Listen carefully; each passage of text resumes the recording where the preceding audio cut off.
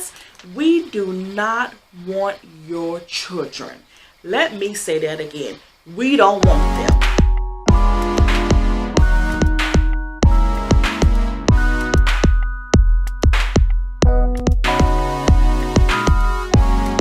If you are watching this video today, hopefully that meant that you've already seen my video on the common myths associated with foster care and adoptions.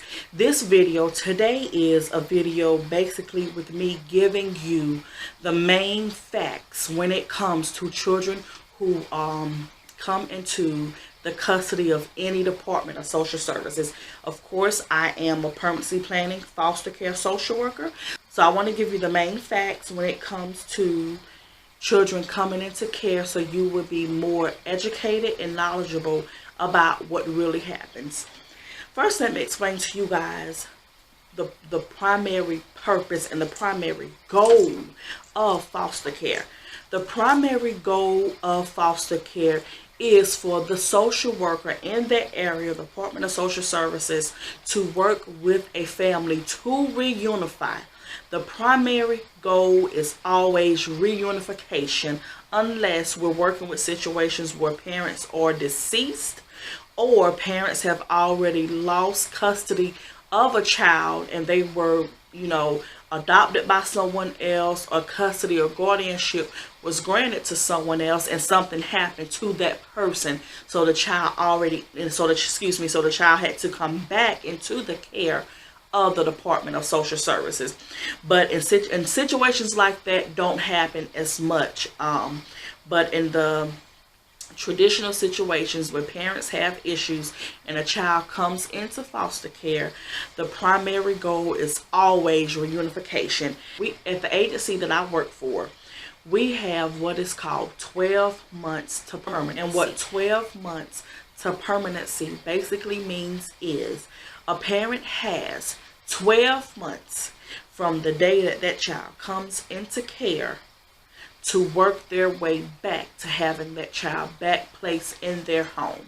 And guys, I am going to tell you, there is nothing that I've ever seen requested from an agency that I've worked for that a parent was not able to do in 12 months. Now, there are some situations that 6, 7, 8, 9 months in, the plan may change, or the worker may request for the plan to change.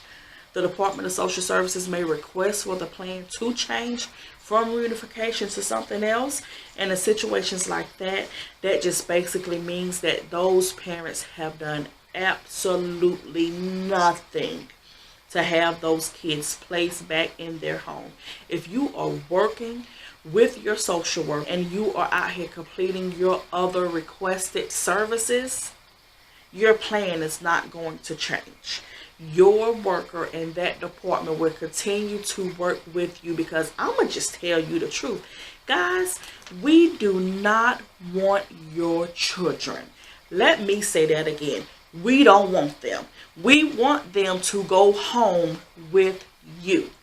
There is not one social worker that I know, one attorney that I know, one employee of any Department of Social Services that I know that comes to work and say, oh my goodness, let's go find some kids to bring into care today. Honey, we don't want your kids. And to tell the truth, before the decision is made to petition to bring your child into care, a whole team of not only permanency planning social workers, but an attorney, permanency planning social workers, foster care, CPS social workers, intensive in-home social workers, and investigators, a whole team of over 10 people come together and discuss how we can prevent from filing the petition to bringing a child into foster care. We don't want your kids. Trust me. Too much goes into maintaining that caseload until you're able to get them back. So guys, we don't want your kids, and that is a fact. Another thing that I can tell you is when kids come into foster care, placement is not always with a foster parent. When we can, We always like to place kids with family members so we can continue that family bond. We only place kids in a foster home when there are no appropriate family members to place those kids with. We never want to take the kids outside of family. Sometimes, however, it's necessary. Last video with the myths. I hope this video on the facts assisted you guys in answering some questions that you may have. If you are a family that's actually dealing with the Department of Social Services right now, that your child is in foster care, or you have a family member's child who's in foster care, the main advice that I can give you is, one, be absolutely honest with your worker.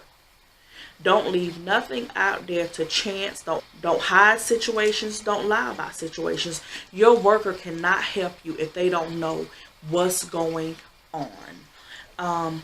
Number two, if you need help, ask for it. I always tell my parents, there's nothing I can do for you if you're not honest with me and if you don't ask for help when you need it.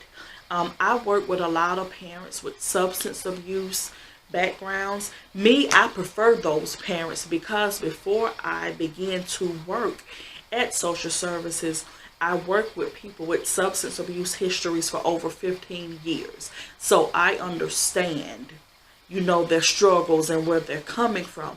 I understand the services that they need. I know so many services to get them referred to get them the assistance that they need. So I prefer those parents because I feel that I work better with those parents. And I understand them more, so our relationships are a bit better, especially when they really work with me. Another thing that I can tell you guys is social workers are not God. We cannot snap our fingers and make everything okay for you. It's our job to build those bridges, but guys, you as a family, you have to walk across that bridge.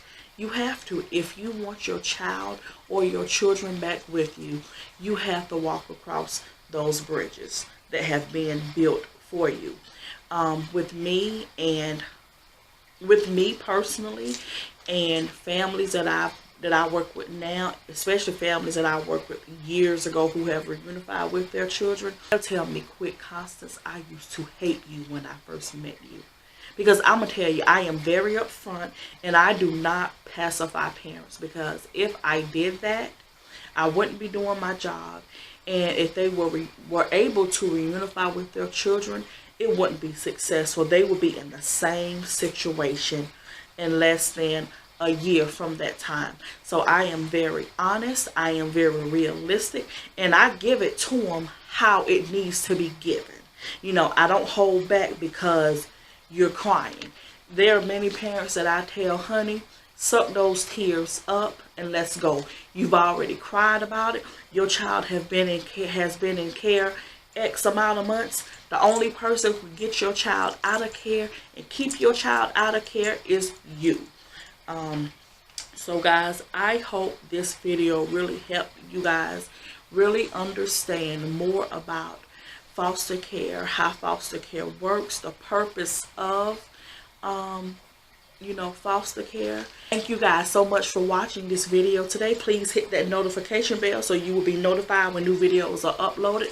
Also, like I said, if you haven't already, go back and watch the video on the common myths about foster care and adoptions, and also subscribe to my channel and hit the like button. I will see you guys in the next video.